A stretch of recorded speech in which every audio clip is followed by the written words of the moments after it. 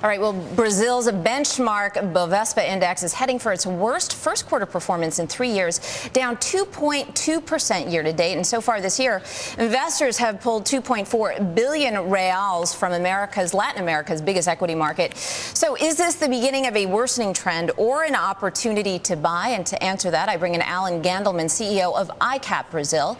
Today in Eye on Emerging Markets, Alan joins us from the Bloomberg Brazil Economic Summit in São Paulo. Alan, welcome to Fast Forward. Thanks so much for joining us. We were lucky that you're just an hour ahead there. Hope the conference is going well. But are you bearish or bullish on Brazilian equities? We're hearing a lot of differing opinions right now.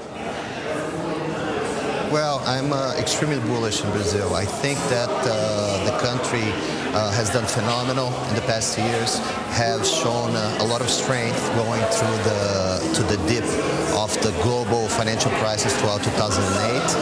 And what's happening in Brazil, for me, born and raised in Brazil, it's something that I've never seen before.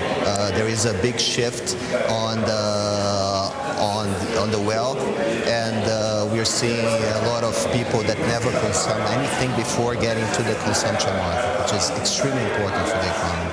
Alan, tell me a little bit about your forecast for the Bovespa. You actually expect a rally. Just how much by year end? Well, I think that the Bovespa can go at least another 10% from where we are right now. So we're talking about around 75,000 points. You mentioned when you start saying that Brazil is going for its first drop for many years. It's having its worst result in the first quarter. And actually, if you see the valuation of stocks overall, Brazil, it's at its lowest level since 2008. So that shows that there's a lot of value there, and there's a lot of good opportunities on that sense. You know, inflation is, Brazil is no stranger to concerns about inflation. The government is taking some unusual steps to curb inflation. What are your thoughts on that? Well, we did see a spike in inflation numbers, and actually we have been seeing this since the middle of last year. That also has to do a lot with consumption and that phenomenon that it's happening. I mean, people are buying. A lot of people are coming from the classes Z and classes D and becoming a consumer in class C, and that of course have an effect in the economy. I don't foresee the government changing its monetary policy. It has been like this since Meirelles days, and what they do is they try to fight inflation with high interest rates, and that's exactly what they're doing again now. And we have now the current fixed income rate at 11.75%. And they're applying some interesting taxes here, tripling a tax on consumers, a tax that they pay on credit card purchases abroad, and there's also a corporate tax that was just announced today, not falling sort of in strict monetary policy guidelines, sort of more of a fiscal policy approach. What do you think about those efforts? Will they actually tame inflation?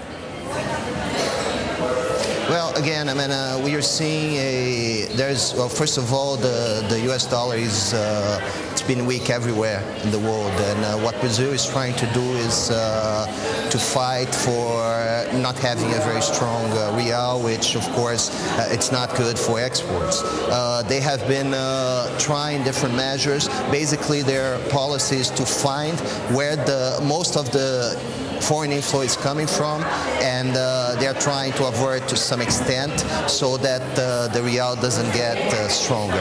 On the short term, those measures tend to have a good effect in their target.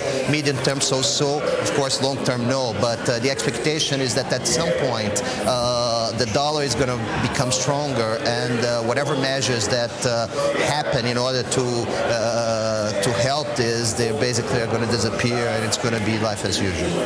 Alan, you mentioned in your first answer that Brazil's middle class is a growing population, adding to a lot of the strength in the country. What stocks are benefiting from that, or what sectors are you bullish on as a result?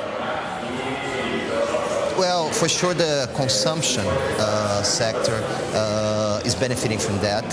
Everything that has to do with with consumers that directly track consumers. The financials, of course, as well, because the credit is coming from those banks. We have now the sector, which, well, it's in the financials, but we have some listed credit cards that, of course, it's the perfect match between the consumption and the financials. I think those sectors continue to do very well. All right, Alan, thank you so much for joining us. I know it's a busy conference there, but we appreciate your insight. That was Alan Gandelman, CEO of ICAP Brasil, a very large brokerage firm.